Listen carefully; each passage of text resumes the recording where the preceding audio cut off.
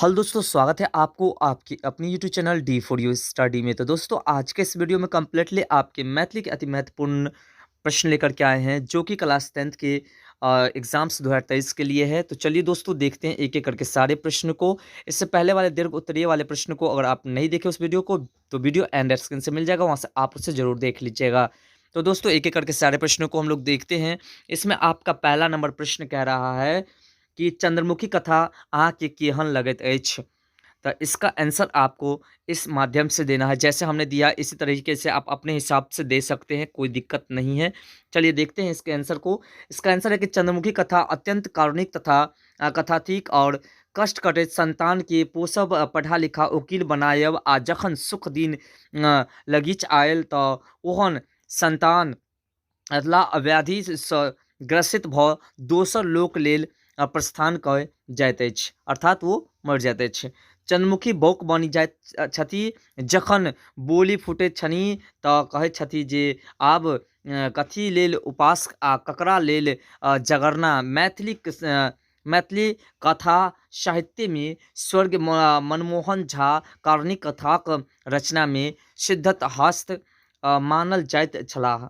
मुदा लेखिका लिली रे चंद्रमुखी कथा पढ़िए कहबा लेल बाध्य भऽ जाइत जे ओ मनमोहन झा सँ कनिको नन्य या फिर नगण्य नहीं छथि। कारुणिक कथा सृजनक साधे, यानी कि कह रहे हैं कि मनमोहन झा द्वारा जो पाठ लिखा जाता था उसमें बहुत करुणा भरी रहती थी, लेकिन इसमें जो चंद्रमुखी अ, जो पाठ है और लिली ने जो लिखा है, इस पाठ में भी उससे कहीं ज़्यादा करुणा भरी हुई है। तो चलिए अब देखते हैं हम लोग सेकंड प्रश्न को। तो सेकंड प्रश्न आपके सामने है, कह रहा है कि भारतक संविधान निर्माण में हिनक भूमिका का वर्णन करो, अर्थात डॉक्टर भीमराव अंबेडकर के वर्णन करो।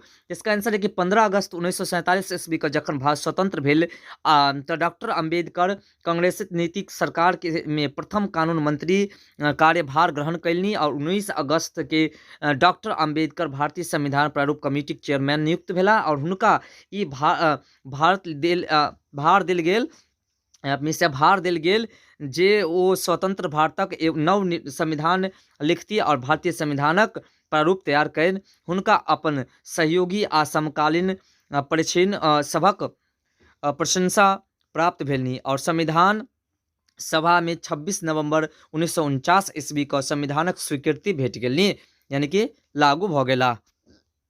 तो चलो आगे देखल जाओ। अगला प्रश्न है कि भारत छोड़ो आंदोलनक वर्णन करू। इसका आंसर है द्वितीय विश्व युद्ध संग भारतीय स्वतंत्रता संग्राम गति में तीव्रता आबि गेल। 1942 ईस्वी में अंग्रेज भारत छोड़ो का नारा देल गेल और एही में अनेकों निर्दोष जनता मारल गेल। अंततः अंग्रेज के भारत छोड़े पड़लक और 15 अगस्त 1947 ईस्वी का भारतवर्ष अंग्रेजक गुलामी से मुक्त भ गेला। ये प्रश्न अपने के पिछला चैप्टर में पिछला वीडियो में भी देखे के मिलल है।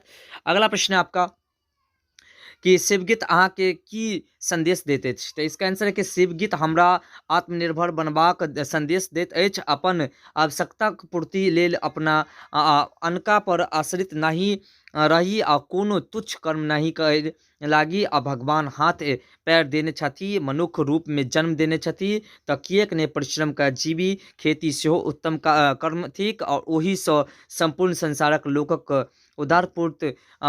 उदरपूर्ति होइत छैक और एही प्रकार शिवगीत में स्वाभिमानक संग जीबाक संदेश भेटैत अछि, यानी कि स्वाभिमान सँ जीबाक संदेश मिलैत अछि। अगला प्रश्न 5 नंबर कि भरदुतिया पाबनि भाई बहिनक स्नेहक पाबनि थिक, स्पष्ट करू।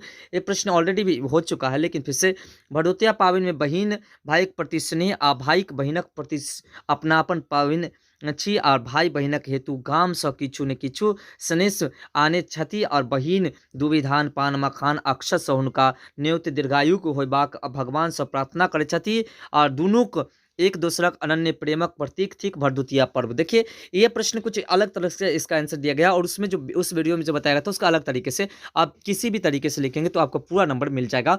क्योंकि देखिए, साइंस सोशल साइंस या मैथ नहीं है जिसका एक ही परफेक्ट आंसर होता है। इसका अपने हिसाब से कुछ भी आंसर जो इससे रिलेटिव हो दे सकते हैं। अगला एड्स बचवाक उपाय बताओ।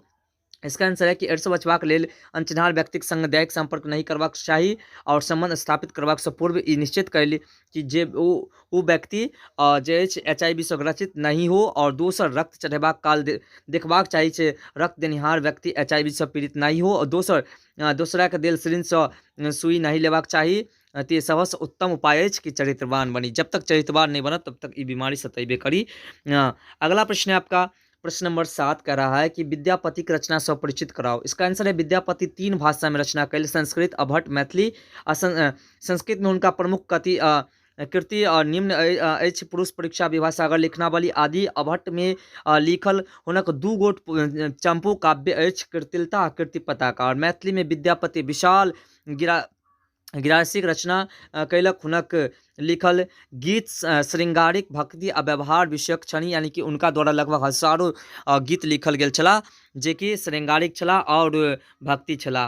तो अगला प्रश्न है आपका, प्रश्न नंबर 8 कह रहा है मांगन खवासक संगीत साधक छला, विवेचना करो। इसका आंसर है मांगन खवास वास्तव में संगीत साधक छला, और यद्यपि हुनका आधुनिक शिक्षा नहीं भेटलनि, तथापि ओ अपन लगन एवं परिश्रमक बल पर संगीत तऽ भेल गेला, और देशक भिन्न भिन्न स्थान पर आयोजित संगीत सम्मेलन सब में भाग ले मिथिलाक मान बढ़ौलनि, और विभिन्न राज दरबार में सँ संबंध रहला। ओ नीक जकाँ धपर, धमार, दादरा, और खयाल, ठुमरी, विद्यापति गान आ लोकगीत गबथी, और जाहि श्रोता मंत्रमुग्ध भ जाथि और स्वर साधल आभास सम्हाल होइत छल। और संगीत कलाक कोनो आयोजन प्रदर्शन हो, हिनक गायन बजायन भाव भंगिमा आनि श्रोता आनंदित भ जाइत छला। यानी कि जब ई गाबै छला कोनो भी कोनो प्रोग्राम में, तो एकर गीत सुनकर लोग मंत्रमुग्ध भ जाइत छला, है ना।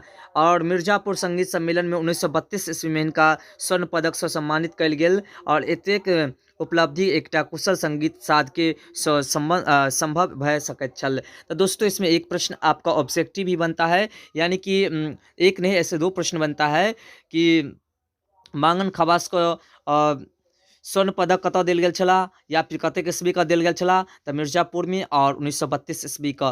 तो इस तरह से आपका ऑब्जेक्टिव भी बनता है। तो सब्जेक्टिव को और सही से पढ़ लेते तो ऑब्जेक्टिव भी बन जाता है। अगला प्रश्न आपका कह रहा है कि बाबा गिरगिट जका रंगहीन बलथी अभिप्राय लिखू। इसका आंसर है कि बाबा के आचार आ विचार में कोनो अंतर नहीं छलनी, ओ जह बजै छला सह करै छला, ओ गिरगिट जेना रंग नहीं बदले छला, अर्थात बाबा अपने सन सबके बुझे छला, यानी कि सबके समान रूप से स्वीकार करे छला, ककरो कम बेस नहीं समझे चला। अब अपने के लास्ट प्रश्न है 10 नंबर की, चंदा झा के अनुसार मिथिलाक चौहद्दी लिखो। इसका आंसर है चंदा झा के अनुसार मिथिलाक चौहद्दी अछि: दक्षिण में गंगापुर में कोसी, पश्चिमी गंडकी, उत्तर में हिमालय।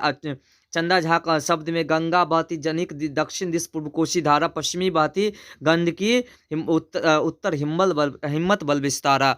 इस प्रकार से चंदा झा इसको प्रस्तुत करते हैं कि गंगा बहती जनिक दक्षिण दिश पूर्व कोसी धारा, पश्चिम बहती गंडकी, उत्तर हिम्मत बल विस्तारा। इस प्रकार से उसने प्रस्तुत किया है। तो दोस्तों ये थे आपके सब्जेक्टिव प्रश्न। आशा करते हैं कि हमारा बताई गई जानकारी आपको पसंद आया। पसंद आया वीडियो को लाइक कर, चैनल को सब्सक्राइब कर लीजिएगा, और अपने दोस्तों में शेयर कर दे जिससे उसे भी इसका लाभ मिल सके। तो चलिए दोस्तों फिर मिलते हैं अगले वीडियो में इस तरह के टॉपिक के साथ। तब तक के लिए बाय, जय हिंद, जय भारत।